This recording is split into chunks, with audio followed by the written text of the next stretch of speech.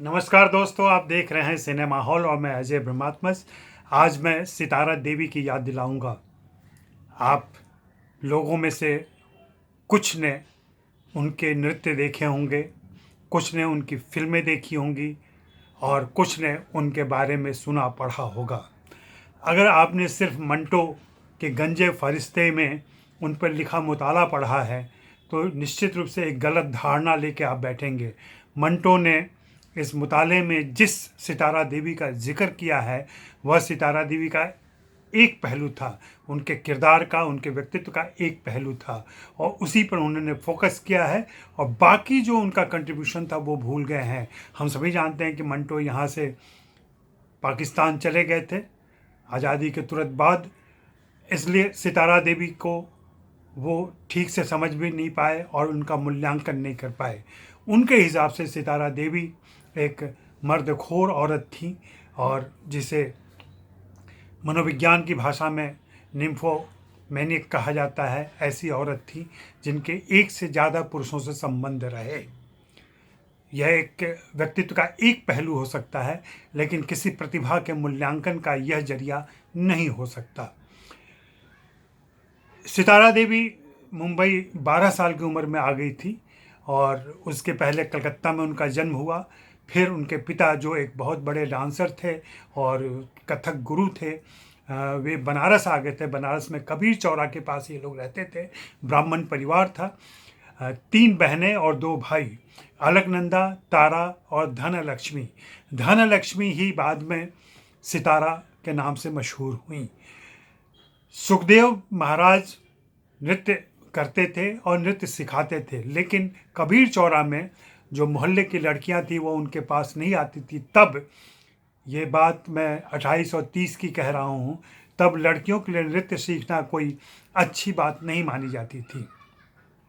जाहिर सी बात है, इसमें सुखदेव महाराज को बहुत तकलीफ हुई। उन्होंने अपनी बेटियों को ही नृत्य सिखाना शुरू किया है। इस पर मोहल्ले में बहुत हंगामा हुआ, एक बैठक हुई और लोगों ने मना किया और कहा कि आप ऐसा नहीं कर सकते। अगर आप इसी जिद पर अड़े रहे तो आपको मोहल्ला छोड़ना पड़ेगा। और सुखदेव महाराज ने मोहल्ला छोड़ दिया। वे वहाँ से बनारस के ही चौक इलाके में चले गए और फिर वहाँ रहने लगे। लेकिन सितारा देवी जो 8 साल की उम्र से परफॉर्मेंस कर रही थी, उनको देख के उनके स्कूल के टीचर इतने प्रभावित हुए कि उन्होंने उनको एक जो नृत्य नाटिका थी उसके निर्देशन के लिए बुलाया। सिर्फ 8-9 साल की उम्र में सितारा देवी ने वह नृत्य निर्देशन किया था। सुखदेव महाराज ने एक तरकीब अपनाई अपनी बेटियों को नृत्य सिखाने, उसके परफॉर्मेंस के लिए, कि उन्होंने जो माइथोलॉजिकल कथाएं होती हैं उनको चुना और उनको चुन के और फिर उसके जरिए इनके अपनी बेटियों के नृत्य परफॉर्मेंस के लिए मंच बनाया, जिसमें राधा कृष्ण का नृत्य होता था, जिसमें शिव पार्वती का नृत्य होता था, जिसमें शिव का तांडव होता था। और इन नृत्यों के जरिए वे अपने बेटियों की प्रतिभा को दिखा रहे थे और निखार भी रहे थे।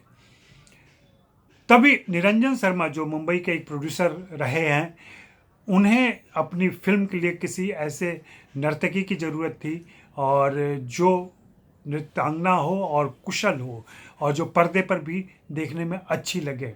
तो उन्होंने अपने शिष्यों को, अपने शागिर्दों को भेजा बनारस में जाके खोज के लाने के लिए, चूँकि बनारस कलाकारों का गढ़ माना जाता रहा है। वहाँ से सितारा देवी को उनके शागिर्दों ने खोजा और मुंबई ले आए। मुंबई वे बहुत ही छोटी उम्र में आ गई थी, 9-10 साल की उम्र में, और तब से ऐसा कहते हैं कि परिवार की जिम्मेदारी उनके ऊपर आ गई थी। वो परफॉर्म करती थी, उससे जो भी आमदनी होती थी उससे पूरा परिवार चलता था। हालांकि उनकी बहन अलकनंदा भी डांसर थी, तारा भी डांसर थी और तारा के बेटे तो गोपी कृष्ण रहे हैं जो मशहूर डांसर खुद भी रहे हैं। तो पूरे परिवार में नृत्य की एक परंपरा रही है। सितारा देवी ने ठीक है 3 शादियां की। उन्होंने पहले नासिर से शादी की, फिर उसके बाद से के आसिफ से शादी की, फिर प्रताप बारोट से शादी की, और जैसा कि मंटो हवाला देते हैं उसके पहले देसाई से उन्होंने शादी की थी। देसाई एक प्रोड्यूसर थे और इसके अलावा पीएन अरोड़ा से भी उनके संबंध रहे, यहाँ तक कि महबूब खान से भी संबंध रहे। किस्से तो बहुत सारे फिल्मी गलियारों में चलते हैं, लेकिन इन किस्सों से बाहर अगर हम देखें तो जो कंट्रीब्यूशन है सितारा देवी का नृत्य के तौर पर, नृत्यांगना के तौर पर, वह बहुत ही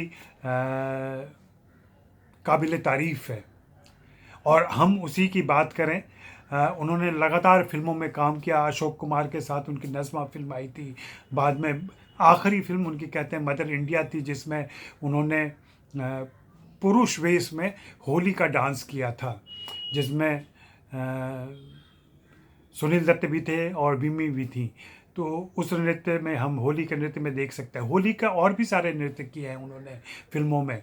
फिल्मों में नृत्य के लिए बहुत मशहूर मानी जाती थी, और बाद में उन्होंने अपने खुद के प्रदर्शन के अलावा, खुद के परफॉर्मेंस के अलावा, उन्होंने मधुबाला को कथक की ट्रेनिंग दी थी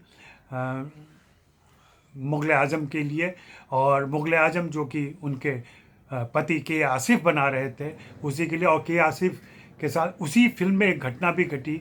उन्होंने निगार सुल्ताना की सिफारिश की थी अपने शौहर से, के आसिफ से, कि इसे काम तो, और के आसिफ ने उन्हें मुग़ल आज़म में काम दिया, और उसके बाद उसे अपनी बीवी बना के घर भी ले आए, और एक तरीके से सितारा देवी का सौत बना दिया।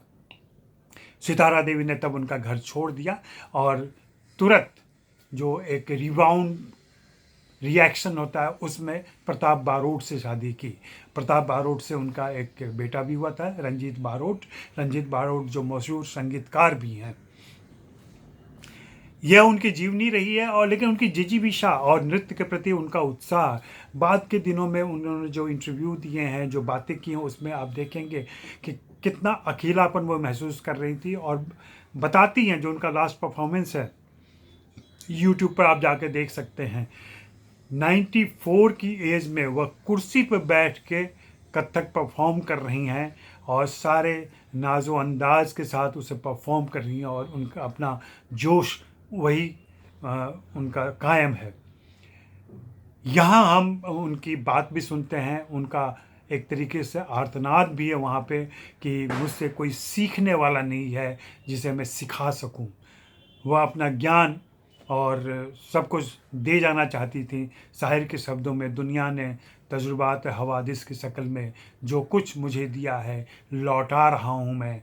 वो लौटाना चाहती थी, लेकिन लेने वाला नहीं था कोई। यह अफसोस उन्हें रह गया था। बाद में तो बहुत ही अकेली रह गई थी वो। और हालांकि 95 की एज में उनकी डेथ हुई, और तब तक उन्होंने लगातार कोशिश की कि परफॉर्म करती रहें, कुछ कुछ सिखाती रहें। मधुबाला के अलावा उन्होंने रेखा को भी, उमराव जान के लिए सिखाया था नृत्य कथक का।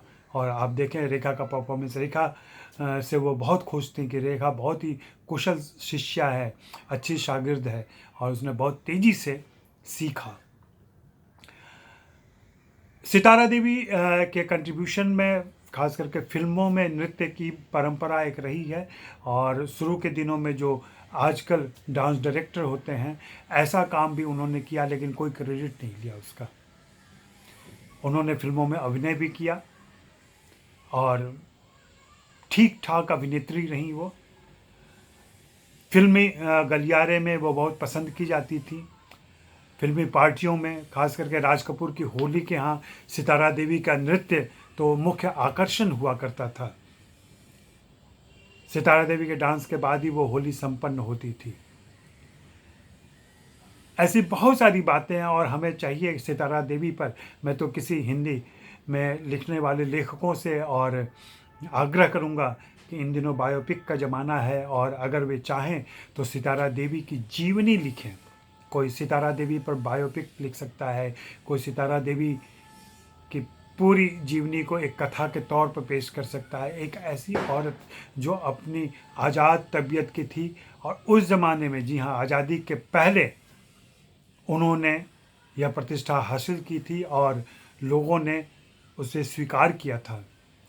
भले ही मंटो ने उनका मुताला लिखते समय जो कुछ भी बातें कही हो, मंटो ने तो यहाँ तक लिखा है उनके बारे में कि वह औरत नहीं, एक तूफ़ान है। और वह भी ऐसा तूफ़ान जो सिर्फ एक मर्तबा आके नहीं टलता, बार बार आता है।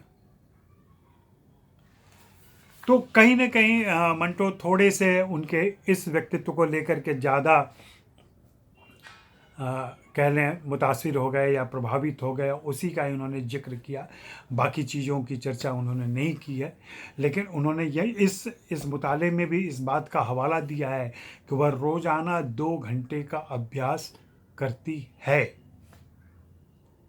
और ये 2 घंटे का अभ्यास उनके आजन्म रहा, अब जीवन पर्यंत रहा। वे अंतिम समय तक लगातार अभ्यास करती रहीं। जब वे बिल्कुल श्लथ हो गई थी और स्थिर हो गई थी, तब भी उन्होंने ये कोशिश जारी रखी।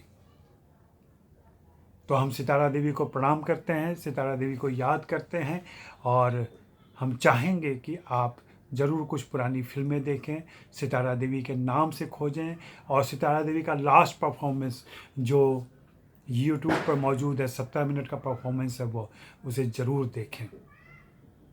एक कलाकार की जो जिजीविषा होती है, एक कला की जो आसनाई होती है, कला के प्रति जो एक समर्पण होता है, वो वहाँ दिखेगा। और लास्ट में जब वो बोलती हैं कि जब मैं जाऊँगी तब मुझे मेरा नाम लेकर याद रखना, तो हम सब उन्हें अपना नाम, उनका नाम लेकर के याद रखें, और उनके बारे में बातें करें, और उनकी फ़िल्में देखें। आपको उनकी जो भी फ़िल्म पसंद हो, जो भी नृत्य पसंद हो, उसे आप शेयर करें और लोगों के बीच चर्चा करें। जी हाँ, धन्यवाद।